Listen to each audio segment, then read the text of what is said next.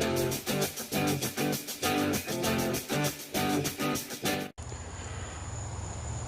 hello everybody. I started not to do a video on this because I was doing some welding and I'm not that good at welding, but I got this far, so I thought I would take a chance and show you what I'm doing. I'm building a utility cart so I can haul stuff around the yard and to the road on trash days like that washing machine. What I did was I took this tube steel I got right here and I welded it together right here, there, and there, and there, and I welded it all the way around. And then I used this here steel. It was already bent like this. It was for a commercial air conditioner. It was part of the packing. It was freight or something. But I'll show you what it looks like. It looks like this. See, it's like a C channel on one side and straight on the other. And what I did was I took that C channel and I wrapped it around this here steel like that. Still haven't decided if I want to tack weld it or screw it in place or something. And then I used some screws to tap it together, self-tapping screws to put it together, and wrapped around it to make the bed of the trailer. And it's really sturdy and it's really heavy.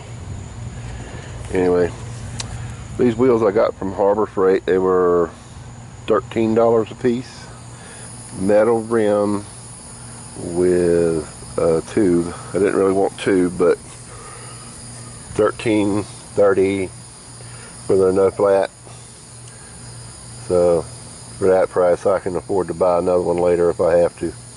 But anyway, this is a 5/8 rod. I think I paid $9 for it, and it fits perfect. So what I'm going to do, I'm going to build a frame in the middle of this that comes up like an A-frame, one on both sides. I'm going to drill a hole on both sides, run this through it, and this rod through it, and either weld it in place or put a frame across the middle of it for the rod to go through. And what I've got to do before I do that is I want to make sure these wheels are under the trailer, about right there, both of them. And also they need to be the right height, which I don't think is going to be a problem. So when I hook it to the tractor, that it doesn't end up jacked up, either the back end or the front end jacked up in the air. And you can see this rod isn't long enough for me to just leave them hanging off the side, so I'm not doing that. But last little buggy I made was actually out of the bottom of a dryer, and I used bed rails and lawnmower wheels. Y'all might remember that.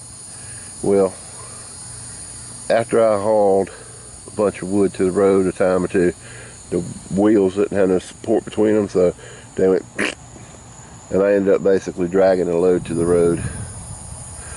So I'm making this thing for that purpose, and it already weighs about as much as a bag of cement, probably 80 pounds, 90 pounds, somewhere in there.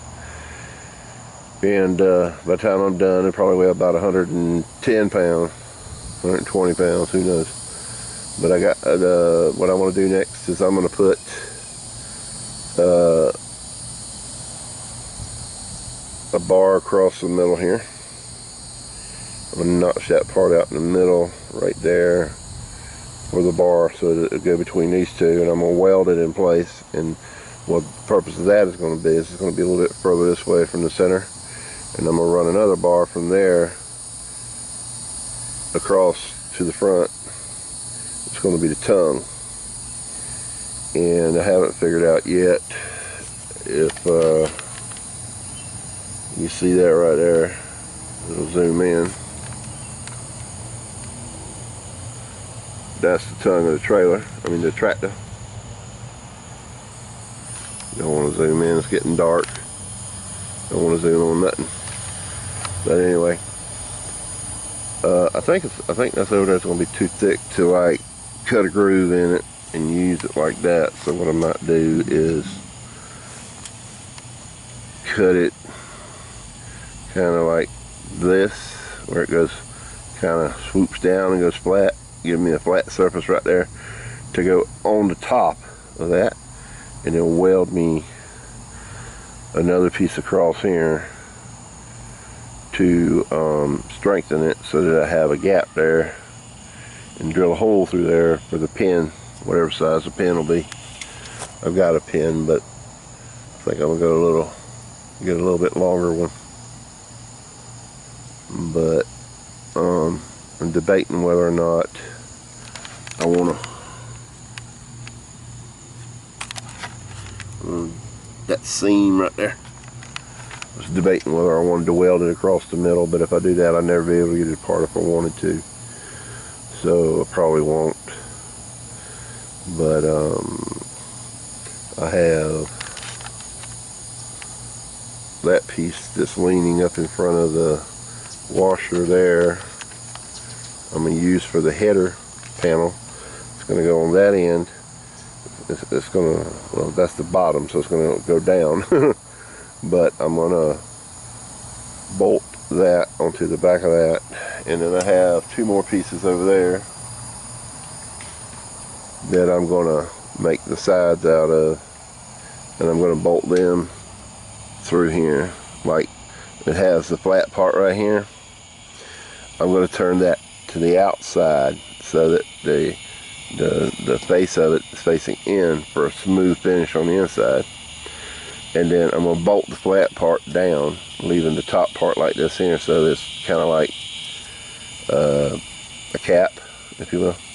And then down on the corner, I'm going to leave that part that's over there a little long, and I'm going to bend it. I'm going to notch this part out right here and leave like this here. Then I'm going to bend that in so that when I put the face in, it wraps around the sides, and I'm going to bolt that into place. That way the nuts will be under the cap and not out in the way. I like the way the bottom turned out because there's nothing on the bottom if I want to use a shovel dirt or whatever. But anyway, just wanted to show you what I was up to. Y'all have a good day. Okay, this is the next step in my process. I'm going to cut two pieces of this steel. When I say tube, it's tube like this. I'm going to cut a 45 here, come down about 13 inches and cut a 45 there, and well, probably not going to do it on this end because that's right there. Yep, this is recycled metal. 20 bucks for 7 pieces. So anyway, I'm going to cut 45 here, down about 13 inches, 45 there, down about 13 inches and 45 there. I got to make 4 of them, and then I'm going to weld 2 of the 45s together, smooth them out, and drill a hole through it for the axle, this axle. Then I'm going to mount it to the trailer. And I haven't decided how I'm going to do that yet, because the axle has to go through it, so it needs to be further in than the tires, and the tires are going to be setting right in this area under the trailer. I don't want them sticking out. The axle won't be sticking out. I'm going to cut it off if any of it sticks out. But anyway, so that means that the framework would have to be in this area somewhere, and there's nothing here to weld to. So that means that I will have to put some reinforcement in here. And rather than going wickety-whack on this to put in a bar across here, I'm just going to weld a bar from here to there, maybe a piece of angle iron. I got some angle iron out there. And then weld. Hell, I might make the framework out of angle iron. Might be easier. I don't know. Might be thinking too damn hard. But anyway, I'm going to have some reinforcement in here. Then I'm going to put the framework in for the wheels, so that it'll hold the axle up. And I really want the axle to be free floating because it'll help it rotate. And I was debating whether or not I wanted to use bearings with the axle and the framework, but I don't think I will. Hell, I might just weld it in place, because if I don't, it might spin and then eventually waller out the hole, or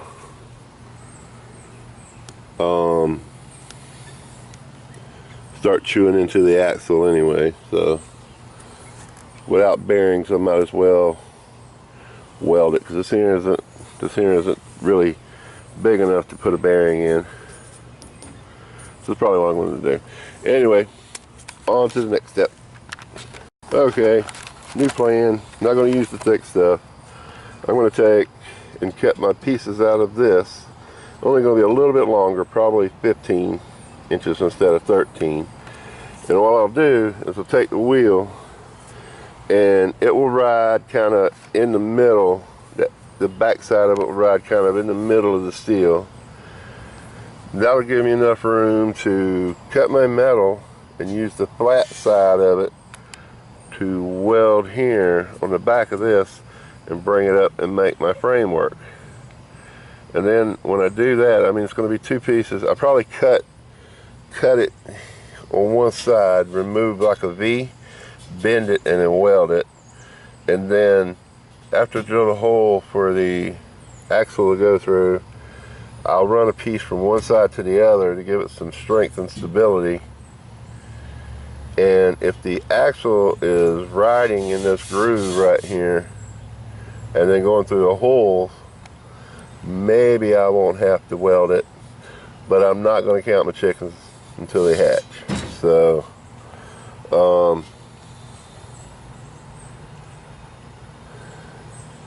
and by the same token, I'm not going to put all my eggs in the same basket. There you go. Ba-ching. Anyway, that's what I'm going to do. This here is this is a lot stronger than I thought it was going to be. I've seen the ones they sell at the store that are made of far less quality construction than this. The metal here is thicker. The framework's definitely thicker. I don't even think it has a framework. I think it's just all made out of this. And they said that'll hold 1,200 pounds. And it's got the same axle. And all this material here is better quality than what they make theirs out of. So this should hold 2,000 pounds. It should hold a ton. But, you know, I don't think I'll be hauling anything that's a ton. But, you know, we'll see. Onwards and upwards. Well, it don't look like I'm gonna get much more done today. It's a storm rolling in. I was out here messing around. Got one of the brackets welded together.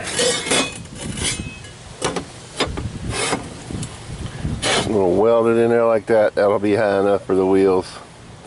And then I'm not going to use this part, but I'm going to weld like, let me think. Yeah, I'm going to weld this in here like this, all the way across to the other side. I got one of these cut. I was going to fold it like I folded this one, but the bed rail isn't big enough, so I'm going to have to make two pieces and weld them together, and then weld it across here.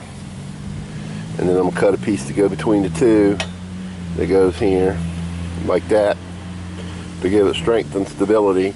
And not only that, the axle will set in that groove right there and help hold up the weight. I think that's a good plan. I'm going to go forward with that. I'm going to get out of this weather. It's looking really bad. Y'all have a good day.